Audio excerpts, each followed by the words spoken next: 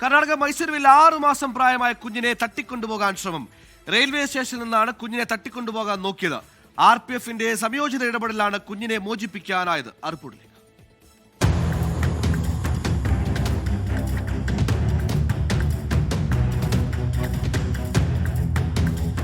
ഇന്ന് പുലർച്ചെ 5 മണിയോടെയാണ് സംഭവം. മൈസൂരു റെയിൽവേ സ്റ്റേഷനിൽ പ്ലാറ്റ്ഫോമിൽ അമ്മയോടൊപ്പം കിടന്നുറങ്ങുകയായിരുന്നു 6 മാസം പ്രായമുള്ള കുഞ്ഞ്. ഇവിടെ നിന്നാണ് ഹാസൻ സ്വദേശിയായ 52കാരി നന്ദിനി കുഞ്ഞിനെ തട്ടിക്കൊണ്ടുപോയത്. ഈ സമയമുണർന്ന മറ്റൊരു കുട്ടിയാണ് കുഞ്ഞിനെ കാണാനില്ലെന്ന് അമ്മയോട് പറഞ്ഞത്. ഉടൻ തന്നെ അമ്മ പരിസരത്തൊക്കെ തിരഞ്ഞെങ്കിലും കണ്ടെത്താനായില്ല. ഇതോടെയാണ് ഇവർ റെയിൽവേ പോലീസിനെ വിവരമറിയിച്ചത്. CCTV പരിശോധിച്ചപ്പോൾ ഒരു സ്ത്രീ സബ്വേയിലൂടെ പോകുന്നത് കണ്ടു. 6-ാം നമ്പർ പ്ലാറ്റ്ഫോമിലേക്കാണ് സ്ത്രീ പോയത്. ഇവിടെ നിന്ന് 6 മണിക്ക് ഹാസനിലേക്ക് ഒരു ട്രെയിൻ പോകാനുണ്ടായിരുന്നു. ഈ ട്രെയിനിൽ കുഞ്ഞുമായി രക്ഷപ്പെടാനായിരുന്നു മധ്യവയസ്കയായ സ്ത്രീയുടെ പ്ലാൻ.